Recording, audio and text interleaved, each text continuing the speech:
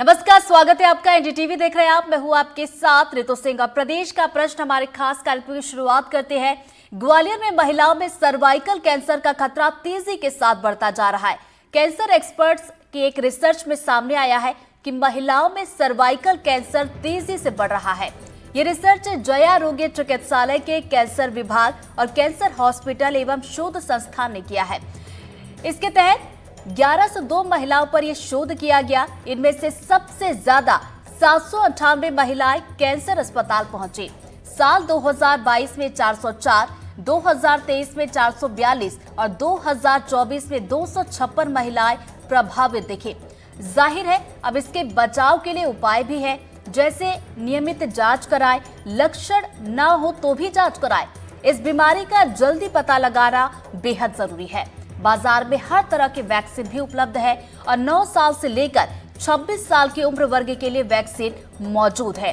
अब आप डॉक्टर गुंजन श्रीवास्तव को सुनिए, जो इस रिसर्च का हिस्सा रही हैं। पिछले 3 सालों में आप देखिए 1000 से ऊपर लगभग 1200 महिलाएं इस बीमारी से पीड़ित हुई हैं और इसमें से केवल 1/3 महिला ऐसी हैं जो कि अर्ली स्टेज में पकड़ी गई हैं, जिनका बीमारी को हम जड़ से जल्द ही मिटा सके हैं। अधिकतर महिलाएं अपने शरीर में होने वाली तकलीफों को नजरअंदाज कर देती हैं और बहुत ही लेट स्टेज में डॉक्टर के पास आती हैं। तो देखिए, सर्वाइकल कैंसर आखिर है क्या, इसके लक्षण क्या है, बचाव कैसे किया जाए। क्योंकि देखिए, आज के समय की बात की जाए तो भारत में महिलाओं में ज्यादातर सर्वाइकल कैंसर बढ़ता जा रहा है। ऐसे में आज इस पर हम चर्चा करेंगे। हमारे साथ पैनल जुड़ेगा और चलिए परिचय आपका करवा दें। डॉक्टर प्रभाकर तिवारी हमारे साथ जुड़ रहे हैं, जो कि सीएमओ है भोपाल के, और रुचिका सचदेवा हमारे साथ जुड़ रही हैं, जो कि ब्रेस्ट कैंसर सर्वाइवर हैं। इसके अलावा डॉक्टर सीमा सिंह हमारे साथ जुड़ रही हैं, ऑन्कोलॉजिस्ट है। डॉक्टर उत्तरा गुप्ता है, जो कि गायनेकोलॉजिस्ट है। और चलिए इस चर्चा की शुरुआत करते हैं। सबसे पहले उत्तरा जी, आपसे शुरुआत करना चाहूंगी। चूंकि देखिए, महिलाओं में ये कैंसर लगातार बढ़ता जा रहा है। जितनी महिलाएं इस वक्त इस शो को देख रही हैं, मुझे लगता है ये जानना सबसे पहले जरूरी है कि आखिर सर्वाइकल कैंसर है क्या। उत्तरा जी। नमस्कार। देखिए, सर्वाइकल कैंसर एक ह्यूमन पैपिलोमा वायरस नामक वायरस से होने वाला एक इन्फेक्शन है, जो महिलाओं में संभोग के बाद अक्सर इन्फेक्ट हो जाती है। तो इसकी रोकथाम बहुत ही आसान है। ये सर्वाइकल कैंसर काफी अर्ली स्टेजेस में डिटेक्ट किया जा सकता है और इसका बचाव भी किया जा सकता है। आजकल काफी सारे टेस्ट उपलब्ध हैं, जैसे कि पैप्समियर, VIA, जो कि लगभग सभी सरकारी और प्राइवेट अस्पतालों में उपलब्ध हैं, और इसके द्वारा हम काफी अर्ली स्टेजेस में सर्वाइकल कैंसर को डिटेक्ट कर सकते हैं। चलिए उत्तरा जी, दोबारा आपके पास लौटेंगे। डॉक्टर सीमा सिंह जी का रुख कर लेते हैं। सीमा जी, जैसा कि उत्तरा जी बता रही थी कि सर्वाइकल कैंसर आखिर है क्या, अब सवाल ये उठता है कि कई दफा जो सिम्टम्स दिखाई देते, लक्षण की बात की जाए, कई दफा हमें ये लगता है कि सामान्य है, और लेकिन होता यह है कि वो बढ़ चुका होता है। ऐसे में हमें पता कैसे चले कि अब हमें डॉक्टर के पास जाने की जरूरत है, यानी कि लक्षण को हम कैसे पहचाने। सीमा जी। जहाँ तक सर्वाइकल कैंसर से बचने और सर्वाइकल कैंसर के ट्रीटमेंट की बात है, बचने का जैसे डॉक्टर उत्तरा जी ने बताया, उसके लिए जब सिम्टम ना हो तब की बात है ना। बचाव मीन्स जब सिम्टम नहीं है, कोई लक्षण नहीं है, तभी तक हम लोग बचाव की बात करते हैं, जिसके लिए स्क्रीनिंग प्रोग्राम्स हैं, जिसमें annual Pap smear test, HPV DNA virus, इन सब का डिटेक्शन किया जाता है। अब ट्रीटमेंट के लिए जो मोस्ट कॉमन सिम्टम है इसमें पोस्ट कॉइटल ब्लीडिंग, मतलब जब महिला संपर्क करती है उसके तुरंत बाद जो ब्लीडिंग होती है, विच इज नॉट रिलेटेड, जो कि उसके माहवारी से रिलेटेड नहीं है, ये उसका मोस्ट कॉमन सिम्टम है। इसके साथ साथ और भी कई सारे सिम्टम होते हैं, जैसे एडवांस स्टेज जब पहुंच जाती है तो पेशेंट को मोशन पास करने में दिक्कत होती है, कॉन्स्टिपेशन हो सकता है, कई बार यूरिन में प्रॉब्लम हो सकती है, क्योंकि जो सर्विक्स का निचला हिस्सा होता है वो आगे से ब्लैडर और पीछे से रेक्टम के पास होता है। तो इन दोनों ऑर्गन्स में जब उसका इन्वॉल्वमेंट होने लगता है एडवांस स्टेजेस में, तो इन दोनों ऑर्गन के इन्वॉल्वमेंट होने से जो लक्षण आते हैं वो भी प्रेजेंट करती है। कई बार यूरिन में इतनी दिक्कत होती है कि यूरिन रुक भी सकता है, या यूरिन में ब्लड आ जाता है, या जो रेक्टम है, रेक्टम और जो सर्विक्स है उसमें आपस में कम्युनिकेशन हो जाता है और सर्विक्स से फीकल मैटर या स्टूल आने लगता है। ये बहुत लेट स्टेजेस में होता है, स्टेज 4 ऑनवर्ड्स। कई बार यूरिन की वो नलियां जिसे हम यूरेटर बोलते हैं उसको ब्लॉक कर देता है, जिससे ऊपर जाके किडनी में सूजन या यूरेटर में सूजन होने लगती है। ये एडवांस स्टेजेस होते हैं, लेकिन ये सब जांच के द्वारा पता लगते हैं। जो सिम्टम पेशेंट बता सकता है, हाँ, कि संपर्क करने के बाद उसे ब्लीडिंग हो गई, ये उसने पहले कभी नोटिस नहीं किया था, अब उसे अचानक से ये नया सिम्टम पता चला जिसको उसने पहले कभी एक्सपीरियंस नहीं किया था। पेट के निचले हिस्से में पेन हो सकता है, उसे कई बार यूरिन जाना पड़ सकता है, और जब जाएगी बहुत थोड़ा सा यूरिन पास होगा। पैरों में सूजन हो सकती है। ये सारे सिम्टम उसे दिखाई दे सकते हैं। तो चलिए सीमा जी, बड़े अच्छे तरीके से आपने बताया कि क्या क्या लक्षण हो सकते हैं जिससे हमें बिल्कुल भी इग्नोर करने की जरूरत नहीं। इस तरह के लक्षण अगर हो तो तुरंत डॉक्टर के पास जाए। रुचिका जी हमारे साथ जुड़ गई। रुचिका जी, देखिए भारत में हम देखते हैं कि जब हम बीमार होते हैं, ज्यादातर आपने भी देखा होगा कि जब शुरुआत में हमें कोई तकलीफ होती है हम उसे इग्नोर कर रहे होते हैं। जब तकलीफ ज्यादा बढ़ जाती है तब हम डॉक्टर के पास जाते हैं। ऐसे में जरूरी ये है कि जब शुरुआत में आपको अगर कोई तकलीफ है, कोई लक्षण लग रहा है, तो तुरंत आप सबसे पहले डॉक्टर के पास जाए, तो ऐसे में आप बच सकते हैं। हाँ जी, आप ज़रूर सही कह रहे हैं कि ज़्यादातर औरतें अपने आप को इग्नोर करती हैं। मैं इस मामले में लकी रही हूँ कि मैंने क्या करा, अपना जैसे एक अवेयरनेस प्रोग्राम के थ्रू ही मैंने अपना नॉर्मल चेकअप करवा लिया, जिससे मुझे पता चल गया कि मुझे कैंसर है। लेकिन most of the women, specially पेट के मामले में, ब्रेस्ट के तो चेकअप करना ही करना है, लेकिन पेट में आज गैस हो गई, आज खाना खा लिया ज़्यादा, आज कम खा लिया, आज भारीपन है, मालिश करवा लेते हैं, तो इस टाइप की चीज़ों में फंस जाती है और अपनी हेल्थ को, सब लेडीज़ जो है बाकी सारी पूरी फैमिली की अपनी हेल्थ देखती है, लेकिन अपनी फैमिली को, अपनी हेल्थ को वो बहुत ज़्यादा इग्नोर करती है, और ये इसमें बीमारी अंदर ही अंदर बढ़ जाती है और उनको पता नहीं चलता है। तो जो रूटीन चेकअप है वो बहुत ज़्यादा ज़रूरी है, और इस टाइप के प्रोग्राम्स जो है ये लोगों में अवेयरनेस लाने का काम करते हैं, उनको बताते हैं कि आपकी हेल्थ भी बहुत ज़्यादा इम्पॉर्टेंट है। तो आपको अपनी पहले हेल्थ देख पाओगे, तब जाके आप अपनी फैमिली की हेल्थ को देख पाओगे। और इसी तरह से हम लोग भी ये इसीलिए हर प्रोग्राम, हर जहाँ पे भी जाते लेडीज़ को अवेयर करते हैं कि हम लोग तो बच गए हैं, लेकिन आपको आगे के लिए अपनी लाइफ को सुधारना है और अपनी सेहत का ध्यान रखते हुए अपना चेकअप रूटीन में करवाना है। और जो सेक्सुअली एक्टिव लेडीज़ हैं स्पेशली उनको, और बच्चों को तो वैक्सीन लगवाना, ये लड़कियां जो है छोटी, उनको लोग कराना ही चाहिए। चलिए, वैक्सीन के बारे में हमारे साथ और भी डॉक्टर जुड़ी है, उनसे हम जानेंगे, लेकिन फिलहाल हम डॉक्टर प्रभाकर जी का रुख कर लेते हैं। सर देखिए, अस्पताल में अगर बात की जाए तो महिलाएं जब आती हैं तो कौन से स्टेज, क्योंकि देखिए कई बार हम ज़्यादा केसेस यही देखते हैं कि 3rd स्टेज या 4th स्टेज में जब कैंसर पहुंच जाता है तब पता चलता है और उसके बाद महिलाएं आती है, तो क्या लगता है महिलाएं की बात की जाए तो उन्हें और जागरूक करने की ज़रूरत है? देखिए ऋतु जी, ये बहुत ही समसामयिक विषय है, और अगर हम देखें तो जो non communicable diseases as a whole हैं, चाहे हम बात हाइपरटेंशन की करें, चाहे हम बात डायबिटीज़ की करें, और चाहे बात हम कैंसर की करें, इन सब का डायग्नोसिस लगातार आसान होता जा रहा है और इसलिए लगातार लोग डायग्नोस हो रहे हैं। और अगर हम बात फिर से स्पेसिफिकली कैंसर पर आए तो 3 जो कैंसर हैं, specifically oral cancer, breast cancer और सर्वाइकल कैंसर, ये सबसे कॉमन कैंसर है जो यहाँ पर देखे जाते हैं। और अगर हम बात करें महिलाओं की, अपनी बहनों की, माताओं की, तो सबसे ज़्यादा कॉमन कैंसर जो होते हैं वो सर्वाइकल कैंसर और ब्रेस्ट कैंसर होते हैं।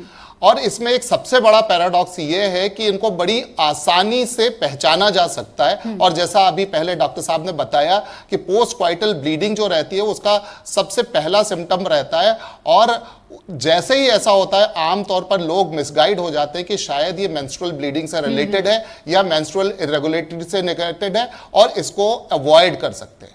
सरकार ने एक और नई चीज शुरू की है जिसमें वो universal screening plus opportunistic screening कर रही है।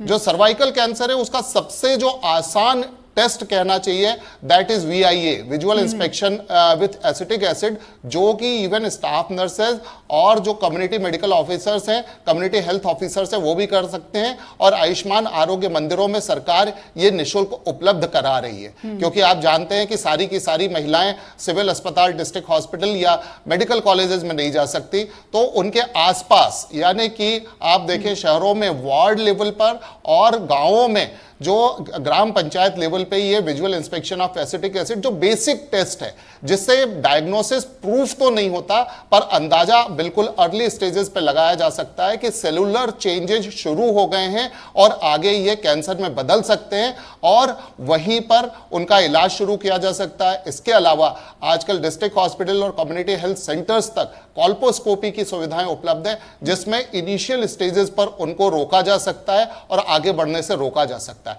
तो निश्चित तौर पर जैसे आपके ये प्रोग्राम है, ये प्रोग्राम लोगों में जागरूकता लाने में मदद करेंगे और लोगों को दोनों चीजों के लिए प्रेरित करेंगे। पहली चीज तो ये है कि अब सर्वाइकल कैंसर के लिए वैक्सीन अवेलेबल है और वो वैक्सीन जल्दी ही सरकार यूनिवर्सल वैक्सीनेशन प्रोग्राम में शामिल करने वाली है, जैसे कि अभी समाचार मिल रहे हैं कि बहुत ही जल्दी हमारे यूनिवर्सल इम्यूनाइजेशन प्रोग्राम का हिस्सा होगा।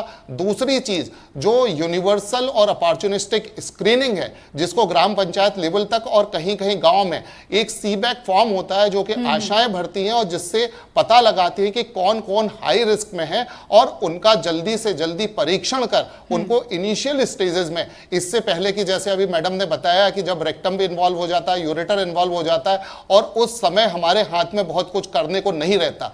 एक और आसान चीज है कि जो ब्रेस्ट कैंसर और सर्वाइकल कैंसर है, वो दोनों ऐसे कैंसर्स हैं कि जिनको हम अगर इनिशियल स्टेजेस में पकड़ लेते हैं तो ये पूरी तरह से क्यूरेबल है। और जैसे हमारे पास एक कैंसर सर्वाइवल आपने बुलाए हैं, वो खुद ही इसको डिनोट कर रहे हैं कि ये जो कैंसर्स हैं ये पूरी तरह से ट्रीटेबल है, बशर्ते कि हम इनको समय पर पकड़ लें और सरकार इसके लिए एनसीडी प्रोग्राम के तहत लगातार प्रयास कर रही है। बिल्कुल सही कहा प्रभाकर जी आपने, सही समय पर पता चल जाए तो ये वाकई में अच्छा है, क्योंकि देखिए कैंसर की अगर बात की जाए, सर्वाइकल कैंसर को लेकर जो कि हम बातचीत कर रहे हैं, क्योंकि इसका इलाज भी संभव है और बचाव भी। और चलिए उत्तरा जी का रुख कर ले। तो उत्तरा जी देखिए, सर्वाइकल कैंसर नाम सुनकर महिलाएं डर जाती है, जैसा कि सिम्टम्स आपने बताया, इस तरह के सिम्टम्स दिखते भी है तो वो डरती है कि अस्पताल जाएगी अगर ऐसा हुआ तो। अब जोखिम भरा ये कितना होता है और इससे बचा कैसे जा सकता है, इसका बचाव क्या है, ये आप बताएं। जी, सर्वाइकल कैंसर का बर्डन हमारे भारत में देश में इतना है कि सन 2022 के सेंसस में देखें तो लगभग 1,27,000 महिलाएं इससे पीड़ित थी। और ग्लोबल लेवल पे देखें तो ग्लोबल लेवल पे होने वाली डेथ्स में 25% सर्वाइकल कैंसर से होने वाली डेथ भारत में हुई है। यह आंकड़ा दर्शाता है कि हमारे देश में काफी लेट स्टेजेस में अक्सर पेशेंट प्रेजेंट करते हैं। अगर प्रॉपर जागरूकता रहे तो पेशेंट का सबसे पहले डर गायब करना होगा। पेशेंट घबराती हैं कि हम लोग को क्या डायग्नोज हो जाएगा, और आने से पैप्समियर जैसे सिंपल जांच, VIA जैसे सिंपल जांच करवाने से भी महिलाएं कतराती क्योंकि उनमें प्रॉपर जागरूकता नहीं है। तो महिलाओं का रुख आमतौर पे एक नेगेटिव वे में ज्यादा रहता है, क्योंकि मैंने पेरिफेरी में भी काम किया है, उनको इतनी अवेयरनेस नहीं रहती है कि इससे क्या बेनिफिट होने वाला है। अगर हम अर्ली स्टेजेस में इसको डिटेक्ट कर लें तो ये बर्डन काफी कम किया जा सकता है। चलिए दोबारा आपके पास लौटूंगी। सेबा जी, अगर सिम्टम्स नजर आते हैं तो महिलाएं अगर अस्पताल जाती है तो कौन सा टेस्ट वो करवाएं?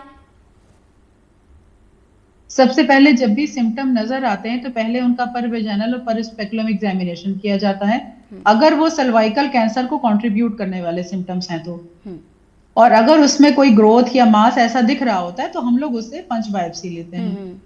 पंच बायोप्सी से हम ये प्रूव कर लेते हैं कि ये सर्वाइकल कैंसर है, ये कैंसर किस ग्रेड का है, और उसके बाद उसका पेल्विक MRI, और डिपेंड करता है कि उसमें क्या कितनी बड़ी ग्रोथ है, छोटी ग्रोथ है, या लिमिटेड डिजीज है या एक्सटेंसिव डिजीज है। उसके बेसिस पे फर्दर टेस्ट जैसे पेट स्कैन, जैसे होल बॉडी टेस्टिंग, ये सारे टेस्ट किए जाते हैं उसके ट्रीटमेंट को चैनलाइज और गाइड करने के लिए।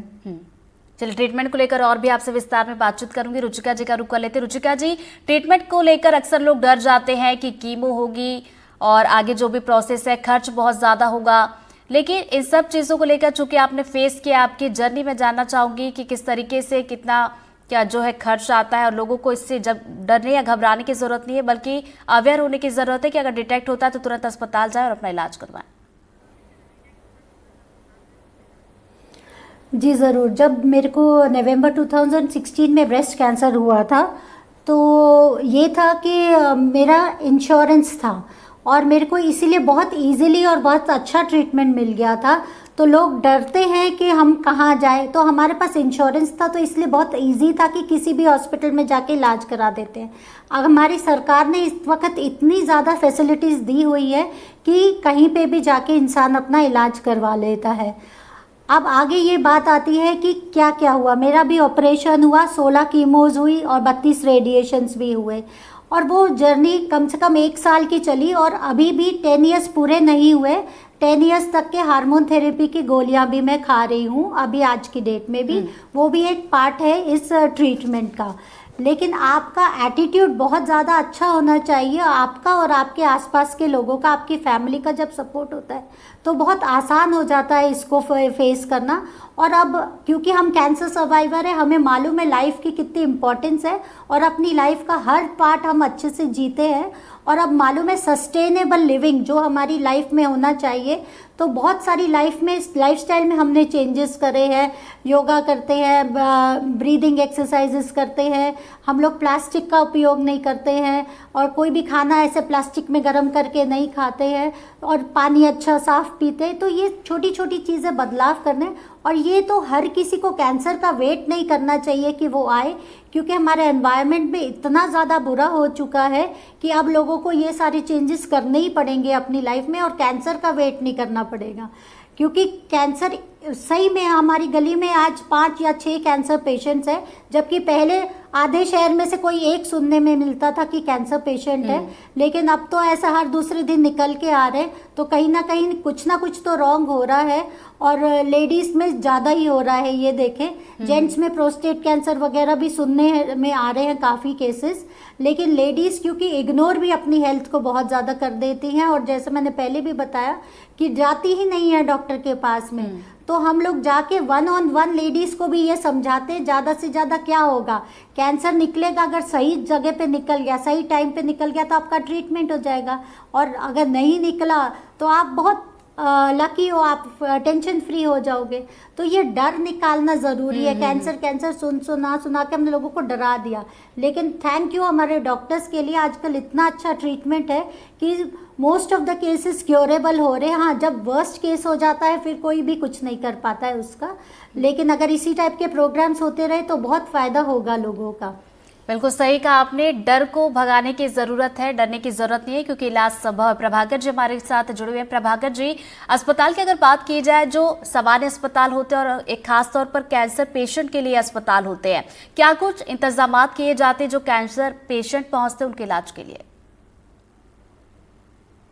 देखिए, बात अगर हम करें स्क्रीनिंग की, तो जो सामान्य स्क्रीनिंग है, मैंने जो अभी आपसे 2-3 चीज़ों की बात की, जैसे आप देखें अगर सर्वाइकल कैंसर की बात है तो विजुअल इंस्पेक्शन से ही सस्पेक्ट किया जा सकता है।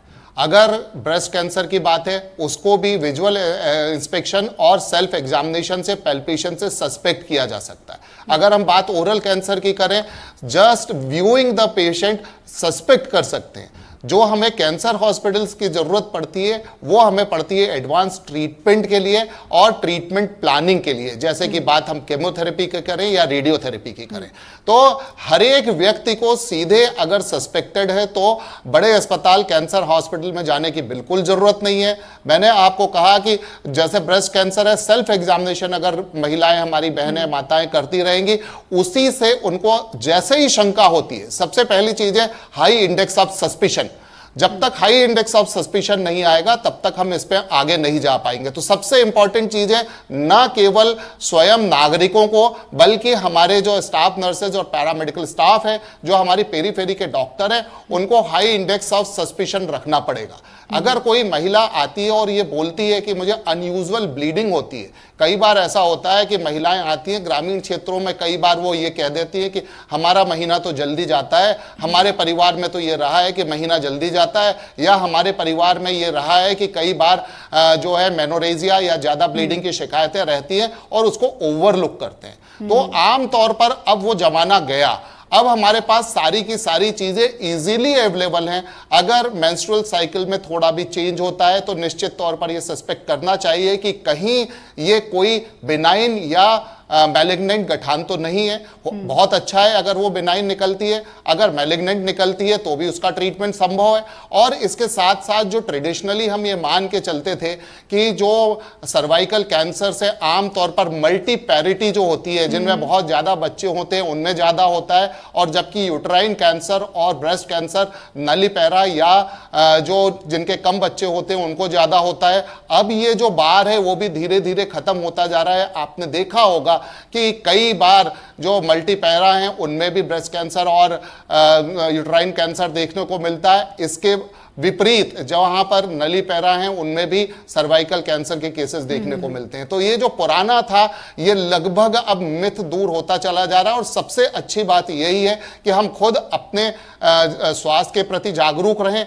जैसे ही हमें कोई अनयूजुअल सिम्टम दिखाई देता है, वो किसी तरह का अनयूजुअल सिम्टम हो, तो उसको छिपाएं नहीं, उसके प्रति मन में ये भाव पाल के नहीं रखें कि कहीं दिखाने जाएंगे कुछ निकल ना आए। अगर जल्दी कुछ निकल जाता है तो निश्चित तौर पर ये क्यूरेबल है। और अगर हम उसको छिपा कर रखेंगे, दबा कर रखेंगे, किसी डॉक्टर से डिस्कस नहीं करेंगे, तो ये बड़े रूप में सामने आएगा और उसका ट्रीटमेंट मुश्किल हो सकता है। और कई बार हमने देखा है कि कई बार दुखद होता है जब हम लोग बचा नहीं पाते। तो हमें यह अपना खुद सेल्फ एग्जामिनेशन करना चाहिए। और जैसे ही हाई इंडेक्स ऑफ सस्पिशन, जैसे ही ऐसा लगता है कि कुछ अनयूजुअल हमारे शरीर में हो रहा है, वो किसी भी तरह का हो, जैसे कि सर्वाइकल कैंसर की हमने बात की कि ब्लीडिंग ज्यादा अनयूजुअल ब्लीडिंग हो रही है, या हम ब्रेस्ट कैंसर की बात करते हैं कि उसमें कोई गठान दिखाई दे रही है, या उसमें कई बार ऐसा होता है कि जैसे संतरे या मौसम्बी के छिलके में पकिंग होती है, उस तरह का दिखाई देता है। तो हम ये ना सोचें कि ये नॉर्मल हो सकता है, बल्कि हम हमेशा ये सोचें कहीं ये एबनॉर्मल टू नहीं।